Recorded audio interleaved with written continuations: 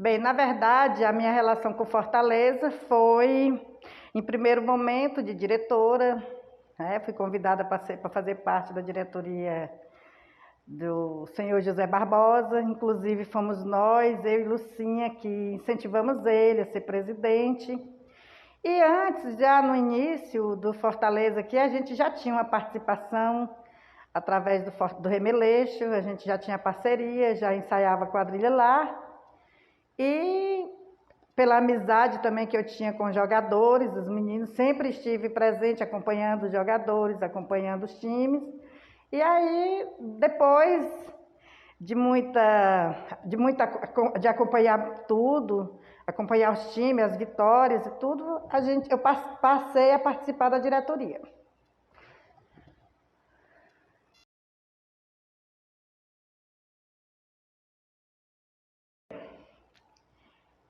Eu costumo dizer que falar do Fortaleza, quando se relaciona a fundadores, é mexer no vespeiro. Por que eu digo isso? Porque quando o José Barbosa foi presidente, nós observando a documentação que ele encontrou numa caixa d'água lá trancada dentro de um caixão, nós encontramos uma documentação que lá tinha um estatuto antigo, e nesse estatuto antigo tinha os fundadores do time Fortaleza Futebol Clube, né? Que inclusive alguns já morreram, tem uns ainda vivos, mas... Então, enfim, descobrimos isso e fomos atrás desses sócios fundadores, dos fundadores propriamente dito. Porém, descobrimos que os outros que se diziam fundadores, existia uma ata, segundo eles, que o Chaves, né, hoje em memória, tinha colocado todos eles como sócios fundadores beneméritos e vitalícios, uma coisinha assim. Só que, diante da justiça, não tinha validade nenhuma até então. Os fundadores eram os que realmente estavam no estatuto. E aí eles se colocaram como fundadores do clube. Então tinha dois estatutos, né? O estatuto tinha um estatuto do time e uma ata de fundação desses diretores. E se nós fôssemos colocar tudo em pauta, essa ata não tinha validade nenhuma, porque judicialmente, a partir do momento que você como diz que foi o Chaves que fez a ata, que nomeou todos eles, então, no momento que ele fez essa ata, deveria ter sido reformulado o estatuto, que é o correto. Esse estatuto deveria ter sido reformulado de acordo a essa ata, que, se eu não me engano, é a ata número 98, nunca me esqueci do problema. E daí, quando nós descobrimos, fomos tentar corrigir, né? Outros foram na nossa frente, reformularam outro estatuto, esse estatuto, e registraram, né? Primeiro do que a gente. Enquanto nós estávamos organizando, tentando fazer tudo correto, com advogado, presenciando as nossas reuniões, enquanto a gente tinha que fazer várias reuniões, plebiscitos e tudo, nós tínhamos que fazer isso para sair tudo direitinho judicialmente. Outros cortaram o caminho, pegaram o estatuto, reformularam, foram no cartório e registraram na nossa frente, né? De acordo à ata. Essa ata que, inclusive, quem despertou isso neles fomos nós, né?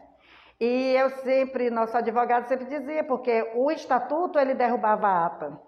Mas, mediante o que aconteceu, que eles depois reformularam em cima desse estatuto, então eles estavam sendo, né, foram legitimados.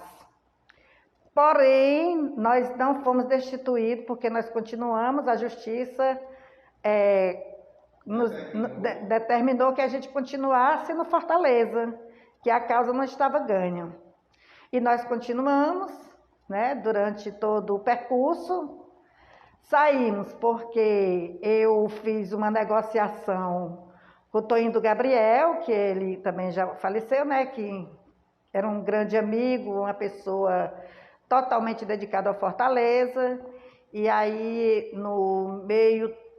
quase no final do meu mandato, eu sofri, como é que diz, uma perca de um vice-presidente e um diretor de esporte, que era a pessoa que tinha mais interesse nessa questão do Fortaleza, vamos se dizer assim, né?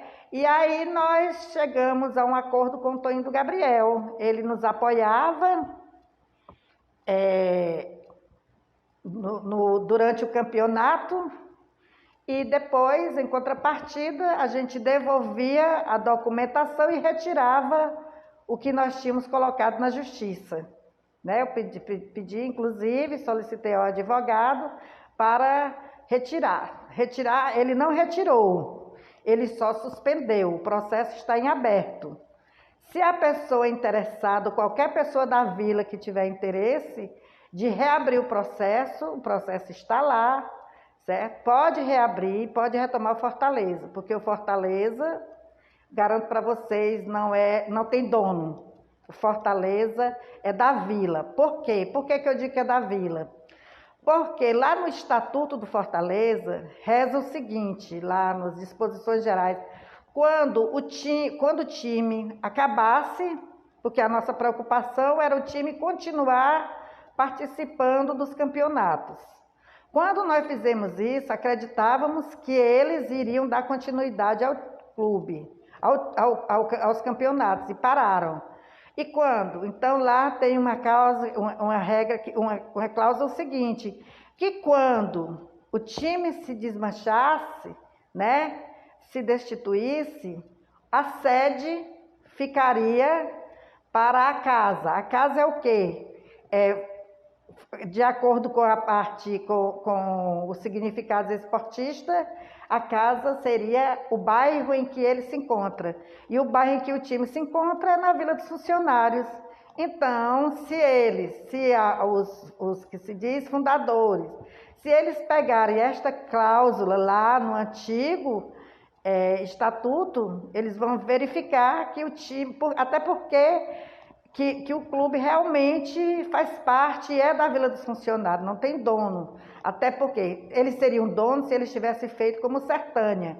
Cada um deu uma parcela, compraram o terreno e construíram. Ali eles são donos. No Fortaleza não existiu isso.